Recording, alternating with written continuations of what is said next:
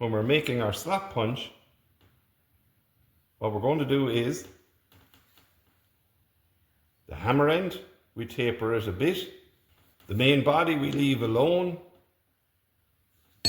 And the taper that we get here is a long taper, a bit similar to our chisel taper, except we let it go a little wider. So as the bar goes out to the end, let it go a little bit wider. So that might end up about 1 inch long. That's fine. And what we have to make sure with the slap punch is that we get a flat, square shape. Nice square corners on both sides of those long rectangular lines there. The lines that come back in the taper, round them off. They need to be just well rounded so they don't interfere with your work. If there was corners here, they could leave corners in the slot that you make in the piece. Those corners, if we don't want corners, corners can cause cold shuts and cracks and weak points. And it's only from here to here, the slot will go through the metal. So it's only there to there, that's the critical part of it.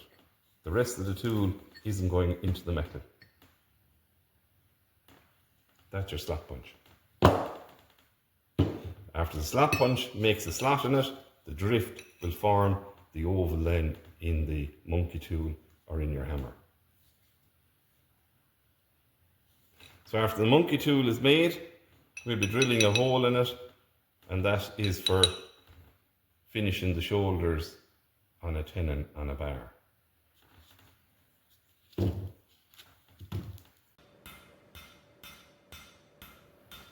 So I'm showing here how the taper is done for the slap punch.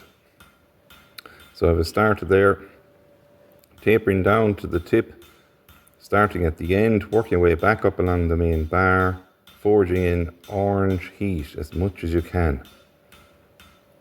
So if it gets up to high yellows, you could do damage to the internal structure on the steel. And you don't want to forge too cold either.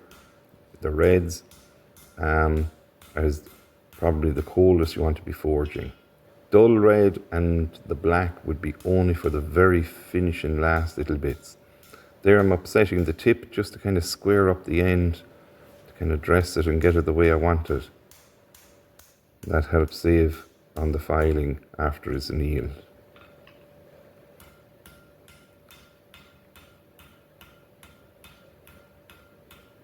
So in the next section, 1.12, then we'll cover the heat treatment of these different hand tools that we're making. So again, the other end of the bar then, I didn't show it in this video, gets tapered for the hammer end. So we're aiming to have the tip of the taper 3mm by 25mm, or 1/8 of an inch by 1 inch. And a nice smooth taper.